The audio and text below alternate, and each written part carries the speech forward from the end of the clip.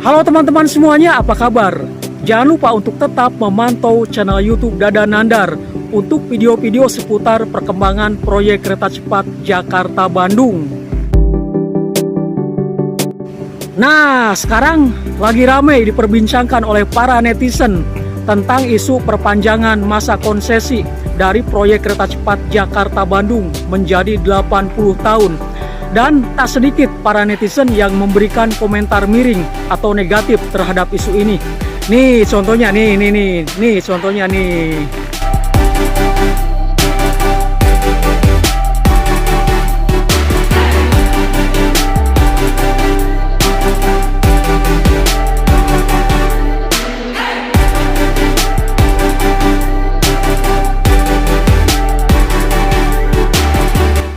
Wow, sadis-sadis juga ya komentarnya.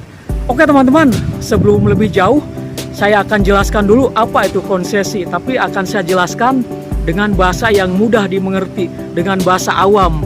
Saya juga masih awam sih, makanya saya akan menjelaskan dalam bahasa awam. Apa itu konsesi?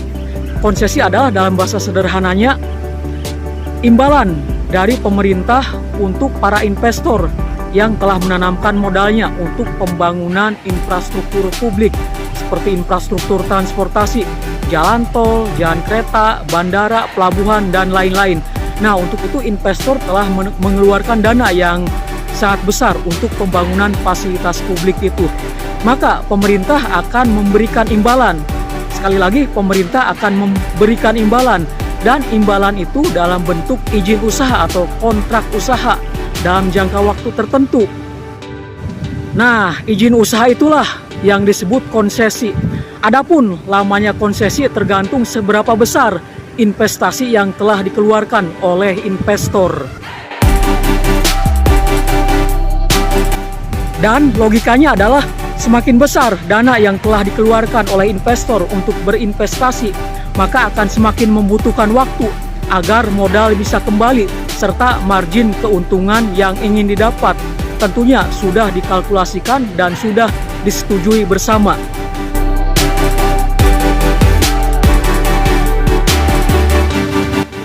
Lalu apa yang akan terjadi jika masa konsesi itu sudah habis? Jika masa konsesi itu sudah habis, maka itu artinya para investor sudah kembali mendapatkan modal yang dulu mereka tanamkan pada proyek infrastruktur itu, plus keuntungannya. Dengan demikian, mereka akan meninggalkan kepemilikan pada infrastruktur itu untuk kemudian infrastruktur itu akan sepenuhnya dimiliki oleh pemerintah.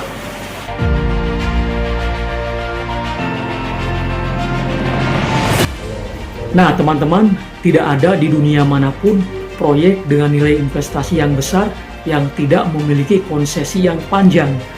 Silahkan teman-teman googling seberapa lama masa konsesi jalan tol di Indonesia.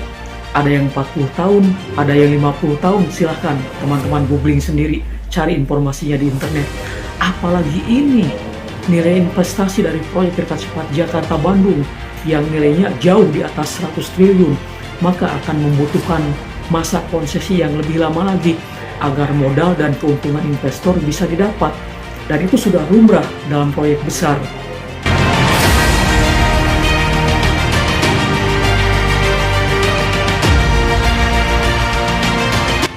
Nah, sekarang saya akan bahas selama masa konsesi itu berlangsung, keuntungan apa saja yang didapat oleh negara ini.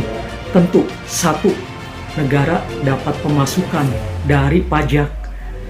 Pajak akan ngalir terus pada negara selama konsesi itu berjalan. Walaupun sekian puluh tahun, tetap negara dapat pemasukan dari pajak.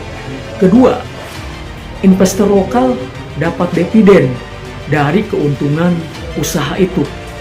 Ketiga, tenaga kerja penyerapannya, tentu banyak tenaga kerja lokal yang bisa diserap, baik itu dari level manajerial maupun operatif. Pastinya banyak tenaga kerja lokal yang terserap. Nah, yang keempat, ini nih yang efeknya jauh lebih besar, yaitu efek ekonominya bagi masyarakat.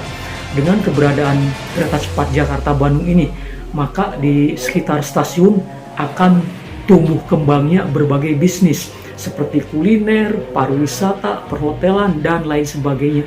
Dan itu tentunya akan menciptakan lapangan pekerjaan, akan menjadi sumber pajak baru bagi negara dan akan menciptakan perkembangan-perkembangan lain. Inilah efek lebih besar dari adanya infrastruktur.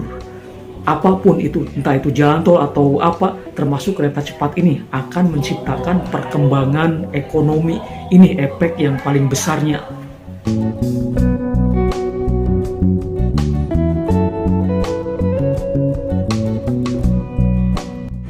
Ada satu manfaat besar lagi dengan lamanya masa konsesi kereta cepat Jakarta-Bandung, yaitu jaminan keberlangsungan operasionalnya kereta cepat Jakarta-Bandung.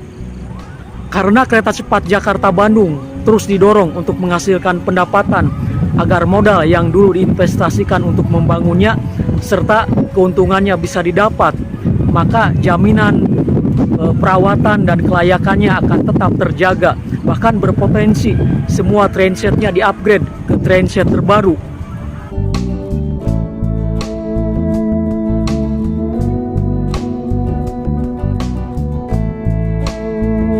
Seperti yang saya katakan sebelumnya, bahwa sudah lumrah atau lazim proyek dengan nilai investasi yang besar maka akan memiliki masa konsesi yang panjang. Sekali lagi silahkan teman-teman googling berapa lama konsesi ruas jalan tol di Indonesia. Rata-rata di atas 30 tahun, ada yang 40 tahun, ada yang 50 tahun. Padahal itu nilai investasi dari pembangunan ruas tol tidak sebesar dari nilai investasi proyek kereta cepat Jakarta-Bandung yang nilainya di atas 100 triliun atau jauh di atas 100 triliun. Maka wajar, sudah lazim jika memiliki masa konsesi yang panjang.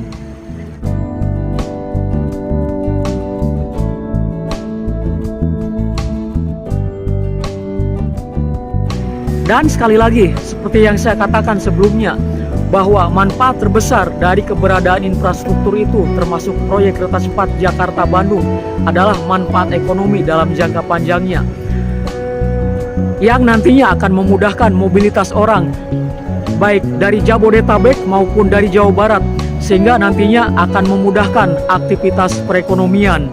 Sebagai contohnya, di sekitar stasiun kereta cepat yang dibangun seperti di Bandung atau Padalarang ataupun tempat lainnya akan memicu tumbuh kembangnya berbagai usaha lain atau bisnis lain seperti kuliner, pariwisata, perhotelan, dan lain sebagainya.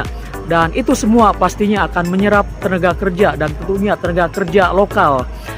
Selain itu bisa juga sebagai sumber pendapatan pajak baru bagi negara yang pada akhirnya akan mengangkat perekonomian nasional.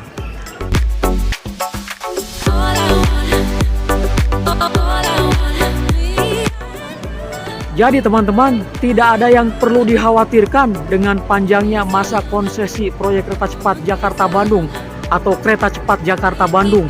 Jika nanti sudah beroperasi, justru itu akan bermanfaat, akan menjamin keberlangsungan operasional kereta cepat Jakarta-Bandung yang nantinya akan membangkitkan perekonomian di sekitar kawasan yang ada stasiunnya. Seperti itulah penjelasan singkat saya tentang konsesi. Terima kasih sudah menonton dan seperti biasa jangan lupa subscribe ya bagi teman-teman yang belum. Terima kasih.